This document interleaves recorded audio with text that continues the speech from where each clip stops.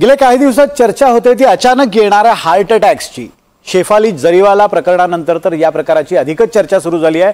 त्यातच तिकडे कर्नाटकमध्ये हासन जिल्ह्यामध्ये एकाच दिवशी 20 जणांचा अचानक हार्ट अटॅकने मृत्यू झाला। या सगळ्या प्रकारावर कर्नाटकचे मुख्यमंत्री सिद्धरामय्या यांनी एक प्रतिक्रिया दिली आहे। त्यांचं असं म्हणणं आहे की हे सगळे हार्ट अटॅक किंवा हा सगळा प्रकार होतोय तो कोविड काळात दिल्या गेलेल्या लशींमुळे। काय झालंय आपण पाहूयात।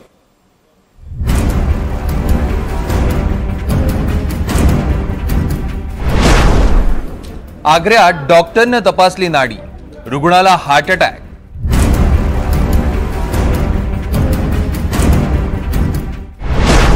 पंजाबमध्ये क्रिकेट खेळताना 6 मारला, खेळाडूला हार्ट अटॅक।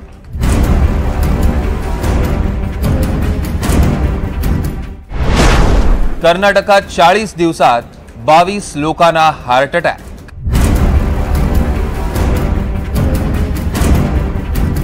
शरीरात धडकणाऱ्या हृदयाची काळजी घ्या, कारण सध्या हार्ट अटॅक कधीही, कुठेही, कसाही आणि कुणालाही येतोय। उत्तर प्रदेशातल्या आग्र्यामध्ये एका डॉक्टरकडे एक रुग्ण आलेला। डॉक्टरांनी त्यांच्या क्लिनिकमध्ये या रुग्णाची नाडी तपासली। त्यानंतर रुग्ण डॉक्टरांसमोर बसलेला। तेवढ्यात त्या रुग्णाला हार्ट अटॅक आला आणि तो टेबलवर कोसळला। डॉक्टरांनी CPR देऊन त्या रुग्णाचा जीव वाचवला। काही दिवसांपूर्वी पंजाबमधल्या फिरोजपूरमध्येही असंच घडलं। मैदानात क्रिकेटची मॅच सुरू होती। बॅट्समनने 6 मारला आणि तो पिचवर चालत गेला।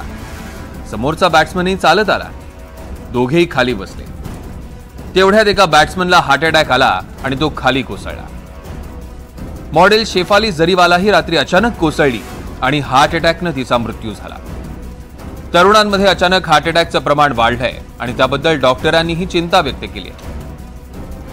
आपण नेहमी असं धरून चालतो की एखाद्या व्यक्तीला ब्लड प्रेशर आहे, डायबिटीस आहे, रक्तातलं वाढलेलं कोलेस्ट्रॉल आहे, स्मोकिंगची हिस्ट्री आहे किंवा तंबाखू सेवनाची हिस्ट्री आहे, तर अशा व्यक्तींमध्ये हृदयविकाराचा झटका येण्याचं प्रमाण जास्त असतं।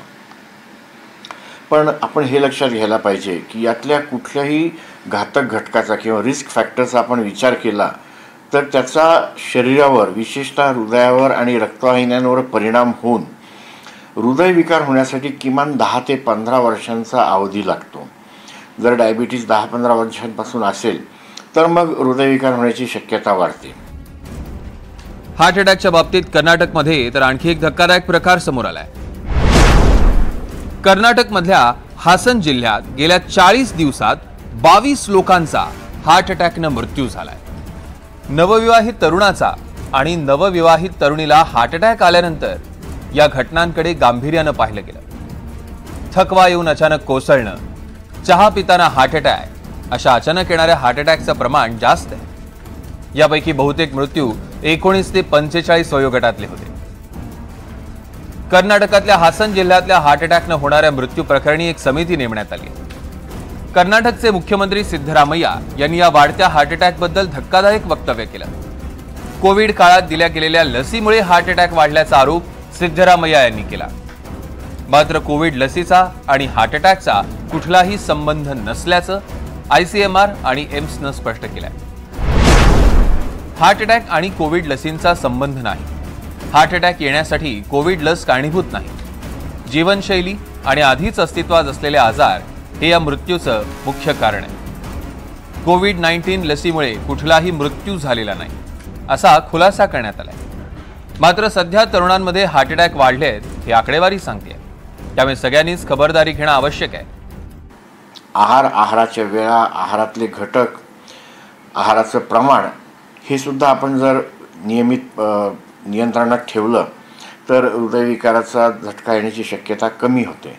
आणि अर्थातच व्यायाम जो एरोबिक स्वरूपाचा जास्त प्रमाणात असावा की ज्याच्यामुळे रक्ताभिसरणाला चालना मिळते, हृदयाच्या स्नायूंना व्यायाम होतो आणि रक्तवाहिन्या तंदुरुस्त राहण्यास मदत होते। व्यायामानंतर सगळ्यात महत्त्वाचं आहे योगासनं आणि प्राणायाम की ज्याच्यामुळे आपलं मन शांत राहतं, प्रसन्न राहतं, मनावरचा ताण कमी होतो आणि तणावाच्या स्थितीत जे हार्मोन्स मी मगाशी सांगितलं ॲड्रेनलिन आणि नॉरॲड्रेनलिन यांचा स्त्राव वाढलेला असतो त्याचा स्त्राव कमी होऊन रक्तदाब आणि हृदयविकाराची शक्यता कमी होते। हार्ट अटॅकच्या गेल्या काही दिवसातल्या घटना पाहता हार्ट अटॅक कसाही गाठू शकतो हे स्पष्ट दिसतंय।